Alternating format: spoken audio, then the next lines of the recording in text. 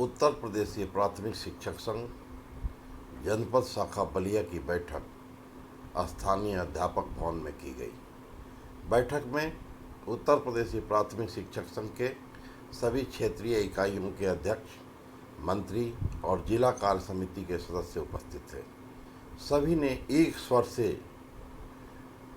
उत्तर प्रदेश प्राथमिक शिक्षक संघ के प्रांतीय नेतृत्व द्वारा आयोजित 9 अक्टूबर के महानिदेशक कार्यालय पर धरने को लेकर के एक स्वर से कहा कि अधिकाधिक संख्या में निषादगंज स्थित महानिदेशक कार्यालय पर विशाल धरने में बलिया के हजारों शिक्षक भाग लेंगे और महानिदेशक विभाग और शासन द्वारा मनमानी तरीके से छुट्टियों के दिन कार्य करने और बहुत सारे ऐसे कार्य जो शिक्षक नियमावली के विपरीत है कराने का प्रयास किया जा रहा है, जिसके खिलाफ बलिया के शिक्षक लामबंद होंगे, प्रदेश के शिक्षकों के साथ अपनी आवाज़ बुलंद करेंगे और महानिदेशक कार्यालय का चप्पा चप्पा जाम कर देंगे, घेर लेंगे। यह बैठक में निर्णय लिया गया कि हजारों शिक्षक महानिदेशक कार्यालय लखनऊ में भाग लेंगे। की रूपरेखा और उसके आयोजन पर वहाँ निर्देशन प्राप्त हुआ। जो 11 सदस्यीय संघर्ष समिति प्रत्येक ब्लॉक में बनानी है और जो पूर्व से 22 सदस्यीय प्रत्येक ब्लॉक की कार्य समिति है, दोनों की सूचियाँ वहाँ प्रेषित की जानी थी, वहाँ जमा की जानी थी, जिसके लिए हम 2 दिन का वक्त लेकर के आए थे। आज 5 बजे हमको यहाँ से 17 ब्लॉक की जो 33 लोगों की 2 सूचियाँ हैं, 11 और 22 की, वो प्रेषित करना है। और जो सबसे बड़ी चीज़ है कि जो धरने का तारीख नियत है 9 तारीख को कम से कम जो 22 की कार्य समिति है और 11 सदस्यीय जो संघर्ष समिति है, इन 33 लोगों की उपस्थिति प्रत्येक ब्लॉक से वहाँ अति आवश्यक है। इनके अतिरिक्त और भी लोग अगर चल सके तो उनको चलना है। 22 सदस्यीय जो ब्लॉक की कार्य समिति है और 11 सदस्यीय संघर्ष समिति का निर्माण हमको करना है। ये 33 लोगों की उपस्थिति वहाँ अति अनिवार्य है। ये 33 लोग वहाँ रहेंगे और अपने ब्लॉक के अध्यक्ष और मंत्री के साथ ये 33 लोग अपनी उपस्थिति का फोटो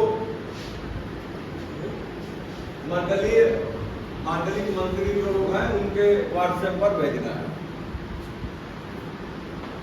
33 लोग प्रत्येक ब्लॉक से, जो 11 सदस्यीय संघर्ष समिति है और 22 सदस्यीय जो ब्लॉक की कार्य समिति है, इन 33 लोगों का फोटोग्राफ अपने ब्लॉक के अध्यक्ष और मंत्री के साथ प्रेषित करना है। साथ ही जनपदीय कार्य समिति के जितने भी पदाधिकारी हैं, इनकी उपस्थिति और इनका भी फोटोग्राफ 9 तारीख को प्रेषित करना है वहाँ लखनऊ में अपनी उपस्थिति का। इसकी तैयारी हमको कर लेना है और उसी अनुसार वहाँ अपनी उपस्थिति दर्ज करानी है। अब कैसे हम चलेंगे, क्या रूपरेखा होगी? जैसे पहले भी हम लोग धरना प्रदर्शन में जाते रहे हैं, तो जब संख्या 40-45 की होती है तो प्रत्येक शिक्षा क्षेत्र से बसें जाया करती हैं। इस बार भी यदि उसी ढंग से हम चलेंगे तभी हमारी जो संख्या वहाँ उपस्थित हो पाएगी और इस संख्या को वहाँ उपस्थित होना ही होना है। इसमें किसी तरह की लापरवाही, जैसा कि वहाँ से निर्देश भी है, वह हमें नहीं बरतना है। बाकी वहाँ से कैलेंडर और पोस्टर हमारे मानपत्र से संबंधित प्राप्त हुए हैं, उनको अपने अपने शिक्षा क्षेत्र में, मैंने प्रत्येक शिक्षा क्षेत्र का मंडल वहाँ बना दिया है। सभी अब लोग अपने अपने शिक्षा क्षेत्रों में उसको ले जाएंगे। और यथा आज की बैठक, हमारी बैठक प्रदेश का बैठक 1 तारीख को निर्धारित समय से प्रारंभ हुआ और उस बैठक की अध्यक्षता लाखों लाख शिक्षकों के हृदय सम्राट आदरणीय डॉक्टर ध्यानचंद शर्मा जी कर रहे थे। मंत्री संजय शेट्टी, कोषाध्यक्ष आदरणीय श्री शंकर पांडे जी थे और पूरे प्रदेश कार्य समिति के सदस्य सम्मानित थे। एक सूचनाओं के माध्यम से आपके पास सूचना भेजने का कार्य करते हैं और उस सूचना के ही क्रम में पूर्व में आप बदायूं की संघर्षों में आप साथ दिए, उस पर जनपद बलिया के तमाम साथियों को डॉक्टर दिनेश चंद्र शर्मा जी ने धन्यवाद ज्ञापित किया और बलिया के साथियों को खास करके बधाई भी दिया। इसके लिए आप सबका मैं हृदय से सम्मान करता हूं। एक परिस्थिति ऐसी भी आई कि थोड़े देर के लिए झंझावत का भी समय आया और उस झंझावत में डॉक्टर दिनेश चंद्र शर्मा जी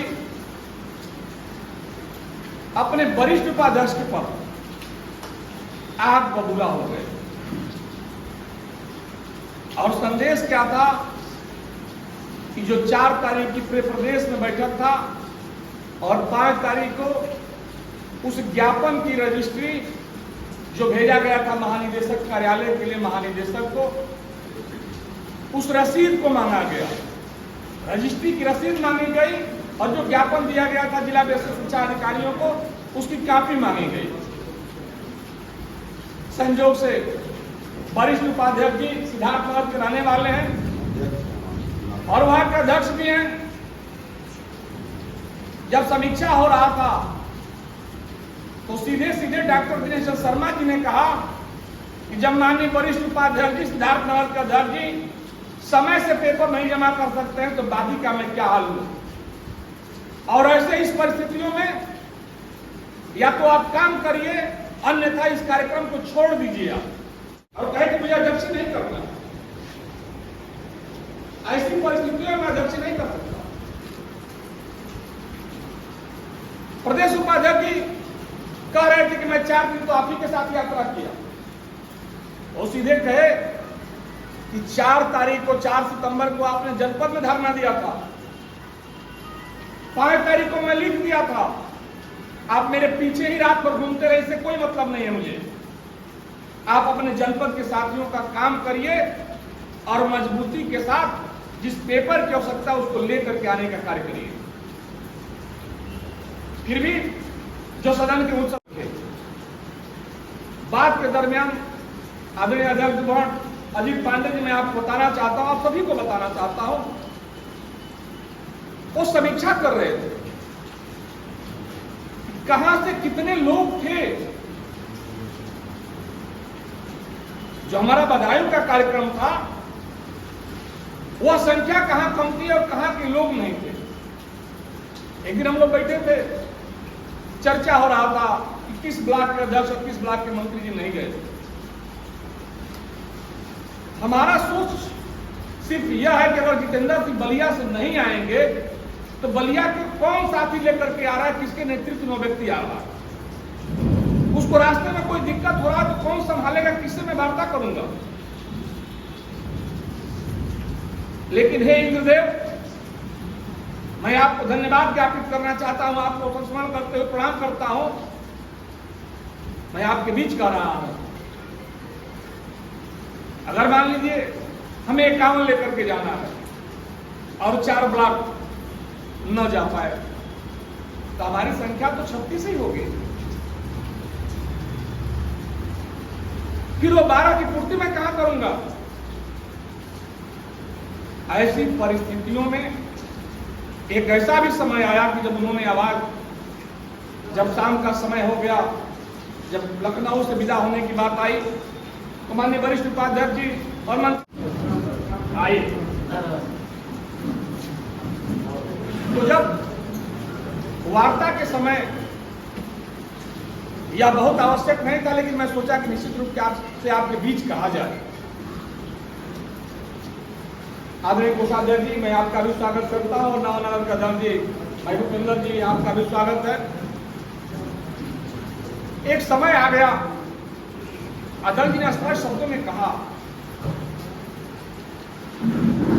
राजेश जी,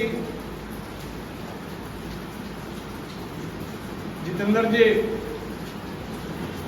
आप भी मौन होकर के मेरे सदन में आ सकते थे जब बदायूं का कार्यक्रम चल रहा था।